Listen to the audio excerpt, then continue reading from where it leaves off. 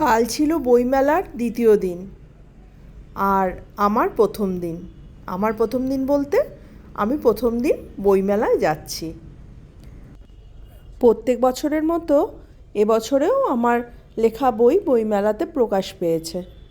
মোট 3টে বই প্রকাশিত হয়েছে, কাজেই আমি একটু এক্সাইটেড বেশি ছিলাম। বই কেনা তো চলবেই, তার সঙ্গে নিজের বই, নতুন বইগুলো হাতে ধরে নিয়ে দেখতে পাবো, সেই জন্য একটু উত্তেজনা আমার আলাদাই ছিল। প্রথমেই পৌঁছে গেছিলাম কাফে টেবিলের স্টলে। এখানে আমার অনেকগুলো বই রয়েছে। নাগাসাকি ও 1000 কাগজের বক, এক রোহিঙ্গার ডায়েরি, আর গত মে মাসে প্রকাশ হয়েছে সেলুলার জেলে দামাল ছেলেরা এবং 7 সেন্স।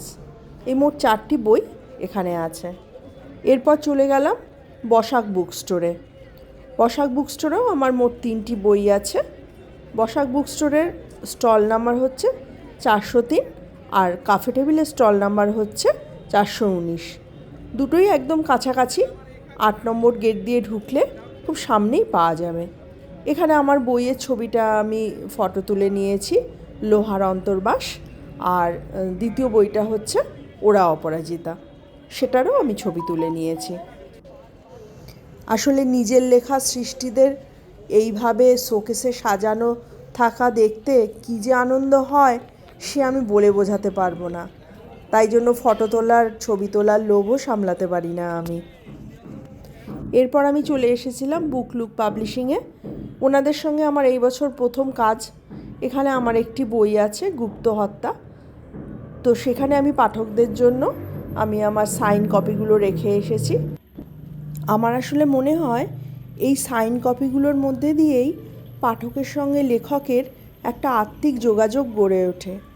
না হলে তো অপরিচিত পাঠককে আমরা জানতেও পারি না কে কোন বইটা নিয়ে যাচ্ছে, কার কীরকম ভালো লাগছে।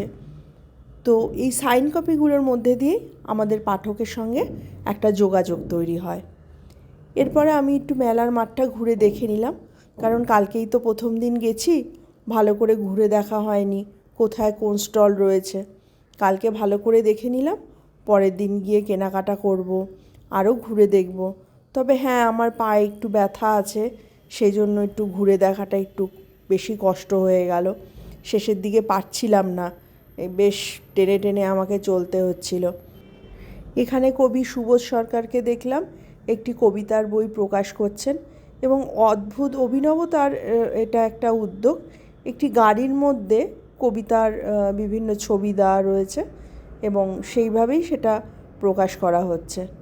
কাল এই পর্যন্তই ছিল আমার বইমেলা ভ্রমণ। পরের দিন যখন বইমেলা যাব আবার নতুন ভিডিও নিয়ে আসব।